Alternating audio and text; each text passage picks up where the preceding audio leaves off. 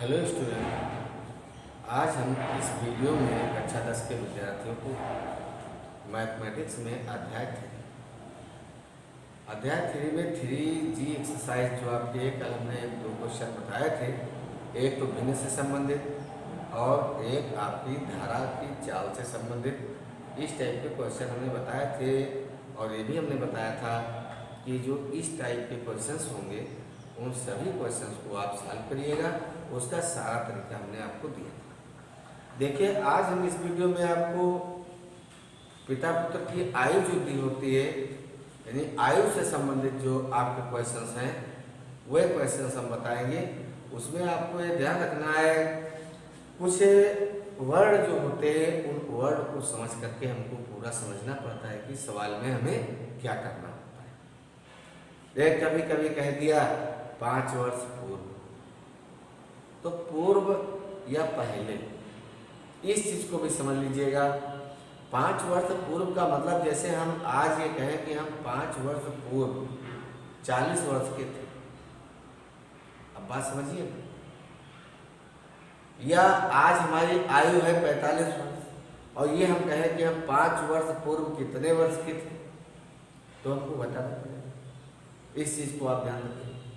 यदि आज की आयु की अपेक्षा हम आगे की ओर चले, ये हम कहेंगे कि हम 5 वर्ष बाद या 5 वर्ष पश्चात कितने आयु के हो जाएंगे, तो हमें जोड़ना होगा। समझ गए?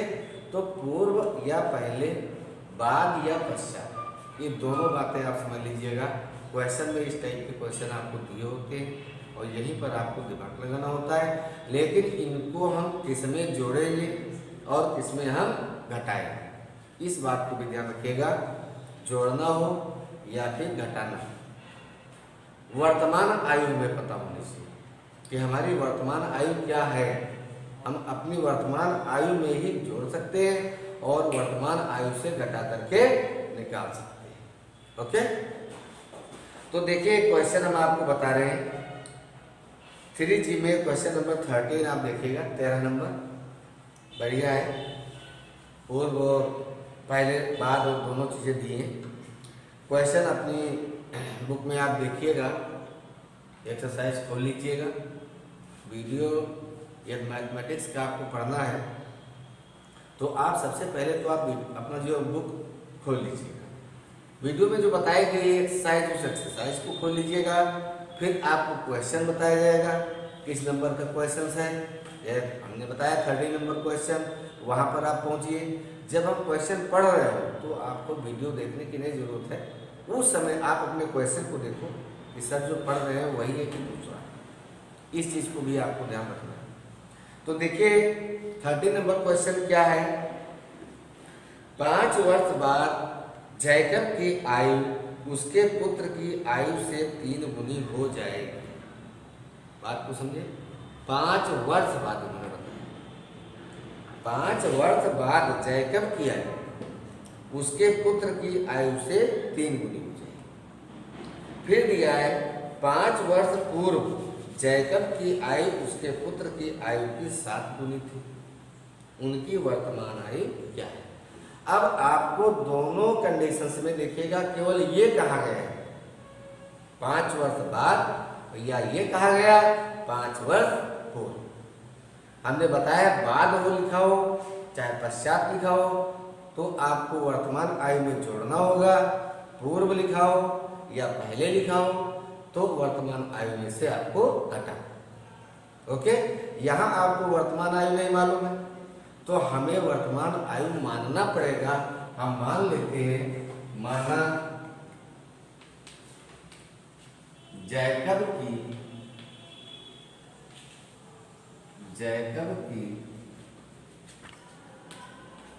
वर्तमान आयु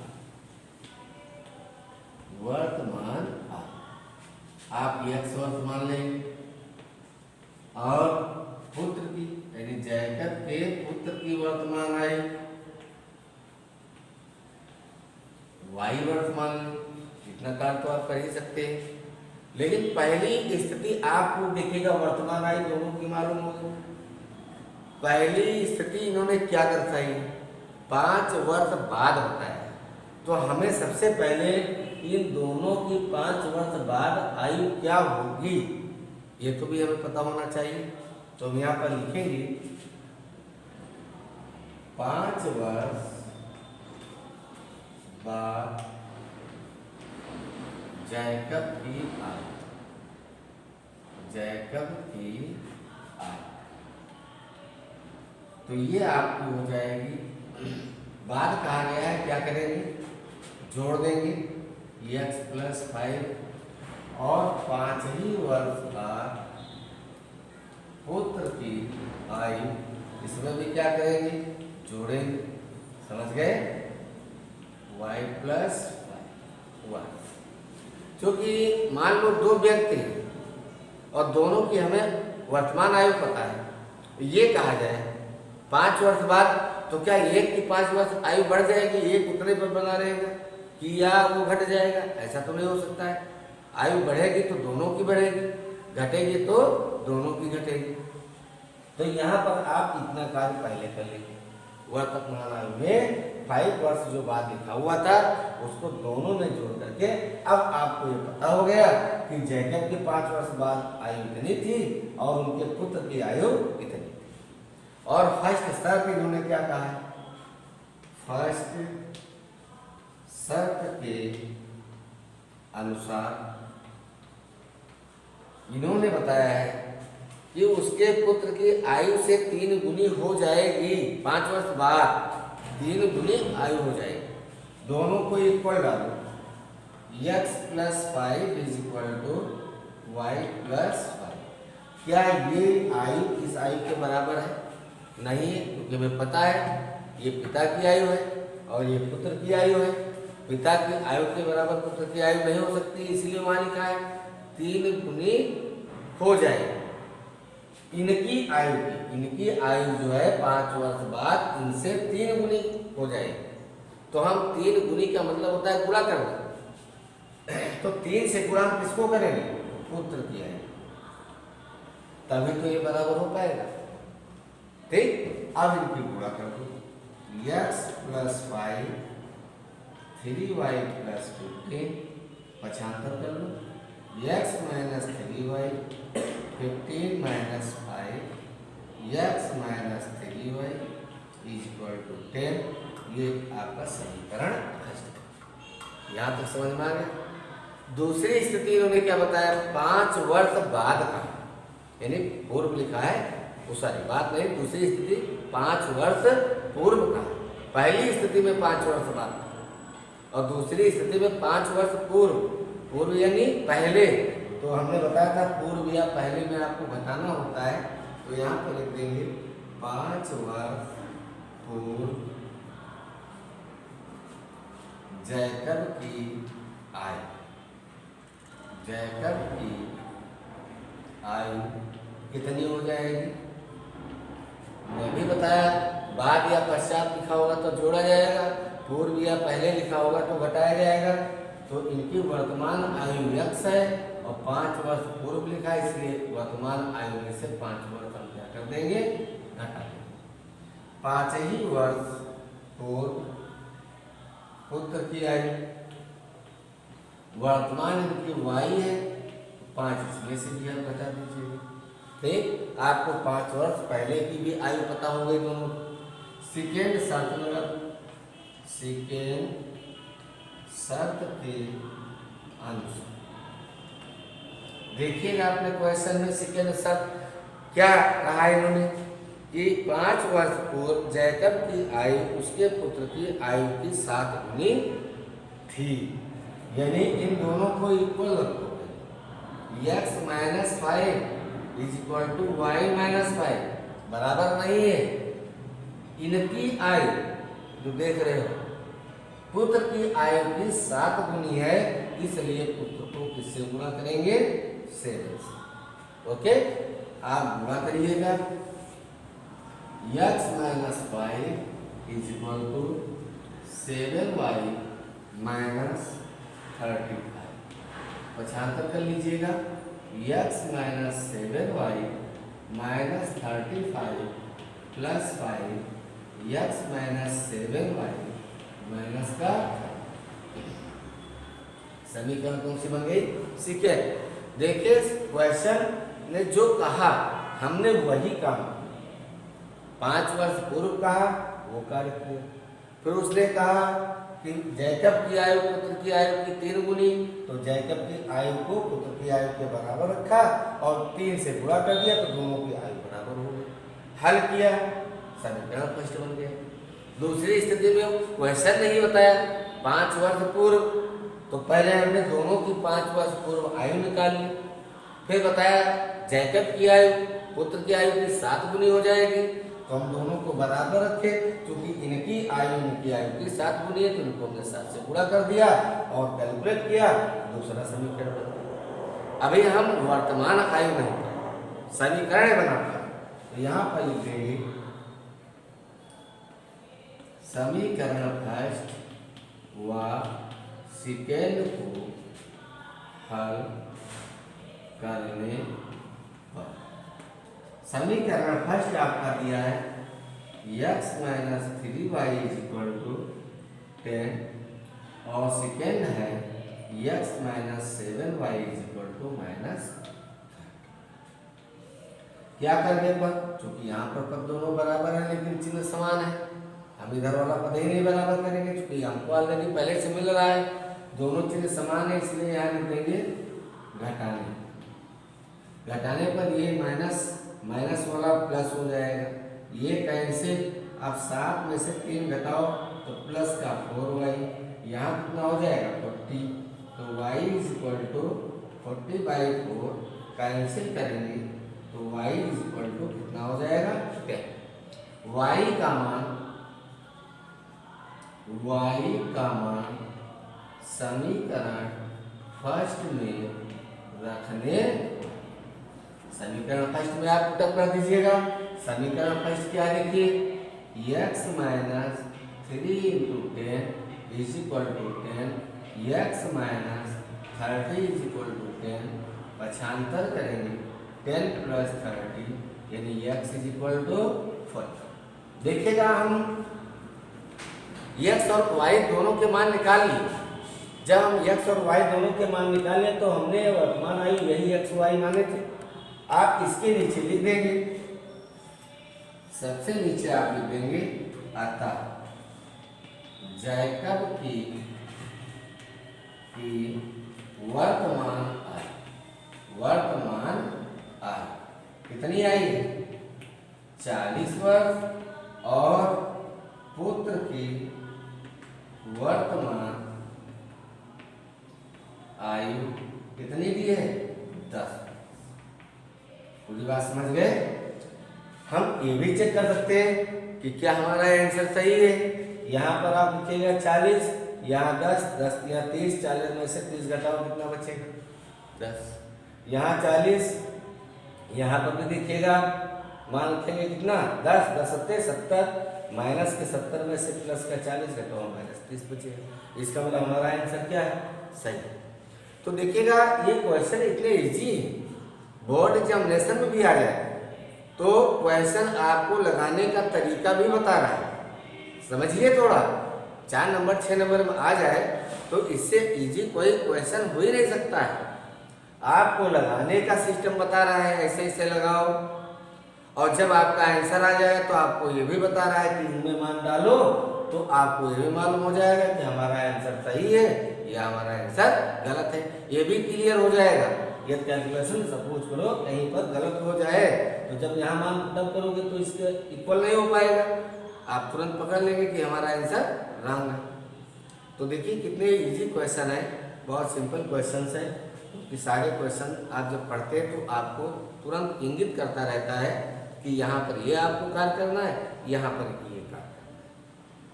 तो इस टाइप के क्वेश्चन जो भी आपको मिल जाएंगे उसमें हमने पहले ही बताया है, क्योंकि वर्तमान आयु वो नहीं दे रखे होते हैं, वर्तमान आयु आपको माननी होगी। उसके बाद वो चाहे पूर्व कहे या बाद में कहे, पूर्व में हमने बताया वर्तमान से घटाया जाता है और बाद वाले में हमने बताया था वर्तमान में जोड़ा जाता है। उसी से आप इक्वेशन आप अपने बना सकते हैं। ओके, अगला क्वेश्चन देख लीजिएगा, एक क्वेश्चन और देखिएगा।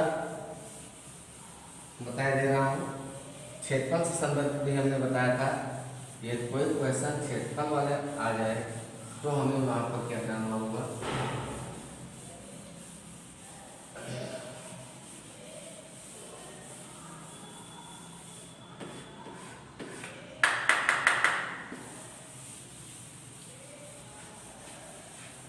मैथमेटिक्स में यदि आपको सिस्टम पता हो जाएगा तो मैथमेटिक्स आपको टफ लगेगी नहीं, बहुत ईजी है। देखिएगा अगला क्वेश्चन। अगला क्वेश्चन हम आपको बता रहे हैं, देखिए उसी एक्सरसाइज में क्वेश्चन नंबर 20। लेकिन यहाँ पर रुकेंगे थोड़ा सा। एक क्वेश्चन आपका कोणों से संबंधित आ गया है 70। इस क्वेश्चन को समझ लीजिएगा, अगले वीडियो में आप क्षेत्रफल से संबंधित समझ लीजिएगा। तो अगले वीडियो में इस एक्सरसाइज को हम समाप्त कर देंगे, अपने आप लगाते रहिए। क्वेश्चन नंबर 17 में दिया है, दो संपूरक कोणों में बड़ा कोण छोटे कोण से 18 डिग्री अधिक है, उन्हें ज्ञात कीजिए। तो यहाँ पर आप ये याद रखिएगा, संपूरक कोण क्या है और कोटपूरक कोण क्या है, इनके बारे में भी आपको पता होना चाहिए। जैसे दो कोण दिए हों, यदि उनका योग 90 डिग्री आ जाता है तो वो कोटपूरक कोण कहलाते हैं, और यदि दो कोण दिए हैं और दोनों कोणों का योगफल 180 डिग्री आ जाता है तो उसे हम क्या कहते हैं, संपूरक कोण कहते हैं। इस बात को भी आपको समझ लेना है कि कोटपूरक कोण क्या है और संपूरक कोण क्या है। कोटपूरक को पूरक कोण कहीं कहीं पर लिख देते हैं, कोटपूरक नहीं लिखा है, पूरक कोण कह देता है, तो बात एक ही है, चाहे कोटपूरक कोण कह लो चाहे पूरक कोण कह लो। समझ गए? तो यहाँ पर देखिएगा, इन्होंने संपूरक कोण कहा है, दो संपूरक कोणों में बड़ा कोण छोटे कोण से 18 डिग्री आगे है। तो हम मान लेते हैं, माना बड़ा कोण is equal to x degree और छोटा कोण इज इक्वल टू y। दोनों कोण हमें पता हो गए। फर्स्ट शर्त आप लगा दीजिएगा, जैसा इन्होंने कहा है वैसा काट कर लो फर्स्ट शर्त के अनुसार।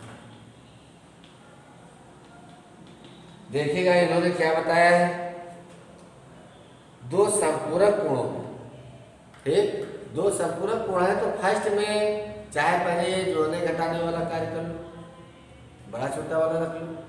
और एक स्थिति आपकी भी हमने पहले ही बताया है कि यदि दो कोणों का योगफल 180 अंश हो जाए तो वह संपूरक कोण कहलाता है। और इन्होंने पहले संपूरक कहा है, तो इन दोनों कोणों का योगफल कितना होगा, इन दोनों कोणों का योगफल 180 डिग्री होगा।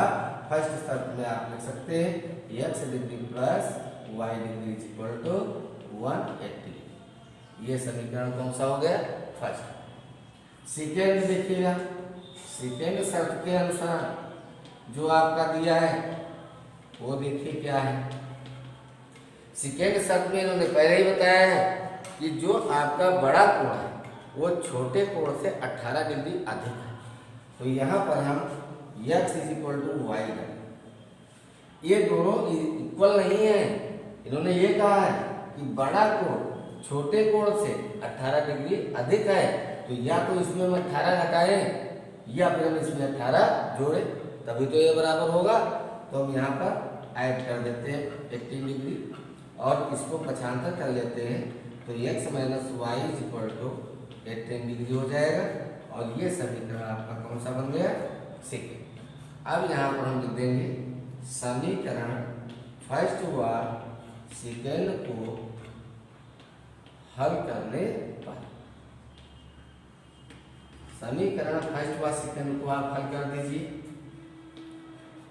देखिएगा x डिग्री दिया है plus y degree is equal to 180 degree, फिर x degree minus y degree is equal to 18 degree. यहाँ पर देखिएगा ये y वाला मान आप देख रहे हैं बराबर है, लेकिन चिन्हों में विपरीत है, तो यहाँ पर हम लिख देंगे जोड़ने। क्या लिख देंगे, जोड़ने पर, तो ये कैंसिल हो जाएगा, ये आपका आ जाएगा 2x डिग्री हो जाएगा, और यहाँ पर आप जोड़ेंगे तो 198 डिग्री हो जाएगा। जोड़ देंगे इसको, तो यहाँ पर देखिएगा यक्स की वैल्यू निकालना है हमें, तो यक्स डिग्री आपका हो जाएगा X degree is equal to 198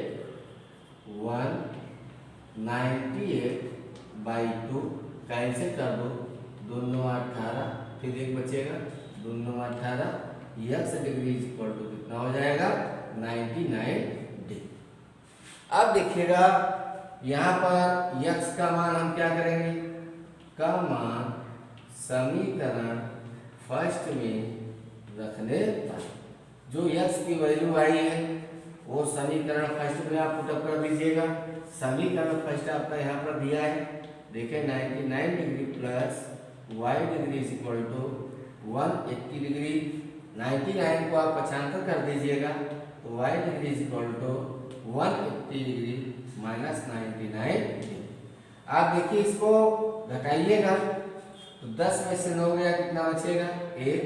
यहाँ पर देखिए 17 बचा, तो 17 में से 9 निकलेगा तो कितना बचेगा, देखिएगा 9 8 17, 9 8 17 यानी कितना आ गया 81 डिग्री। नीचे लिख देंगे अतः बड़ा कोण इज इक्वल टू 99 डिग्री और छोटा कोण आपका क्या हो जाएगा 81। इक्वेशन से संबंधित क्वेश्चन जो आपके हैं उनके एक्स और वाई की वैल्यू हमें पता हो जाए तो हम ये क्लियर कर सकते हैं कि हमारा ये आंसर सही है या आंसर गलत है। जैसे पहले ही इक्वेशन में आप डाल दीजिएगा एक्स प्लस वाई, इनको दोनों जोड़ो, देखो क्या 180 डिग्री के इक्वल आता है। या दूसरे की स्थिति में आप पहुंचिए X minus Y is equal to 18 degree आ रहा है, तो यहाँ पर घटाइए, देखिएगा 9 में से 1 गया 8, 9 में से 8 गया 1, यानी हमारा आंसर क्या है सही। तो इस टाइप से संबंधित जितने भी क्वेश्चन आपके आते हैं वह क्वेश्चन बहुत इजी होते हैं, लेकिन इनको मानने में और इनकी स्थितियों को रखने में जो हम यहाँ पर पुटअप करते हैं या हम कैलकुलेट करते हैं उन पर उनको बहुत विशेष नज़र रखनी होगी कि हम सही कार्य कर रहे हैं या गलत कर रहे हैं, या जो क्वेश्चन मुझसे कह रहा है वही मैं कार्य कर रहा हूँ कि उसके विपरीत जा रहा हूँ। क्योंकि जितना क्वेश्चन कहेगा उतना ही कार्य आपको करना है, उससे हमने बताया था अधिक आपको कार्य करने की आवश्यकता नहीं। तो इस वीडियो में हमने आपको 2 प्रकार के क्वेश्चंस बताए हैं, इनसे संबंधित यदि क्वेश्चंस आते हैं उनको हम कैसे सॉल्व करेंगे, संपूरक और पूरक या पूरक के बारे में हमने आपको बताया। और अगले वीडियो में हम आपको 2 स्थितियाँ और बची इस अध्याय में, जिससे कि अगली प्रश्नावली जो होगी उसको स्वयं आपको ही लगाना होगा। विविध प्रश्नावली है या पुनरावृत्त वाली दी गई है, ये सारी एक्सरसाइज आपको अपने आप लगाना, जो नहीं लगेंगे उनको बताया जाएगा। और ये अध्याय समाप्त होने के बाद आपको हम नया अध्याय जोड़ेंगे, वो द्विघात समीकरण होगा। अपना नोट्स बनाते रहिएगा और हल करते रहिएगा। कहीं पर प्रॉब्लम आएगी तो जब भी कॉलेज खुलेगा, क्लासेस चलेंगी, तो उन सारी समस्याओं को सॉल्व कर दिया जाएगा। ओके।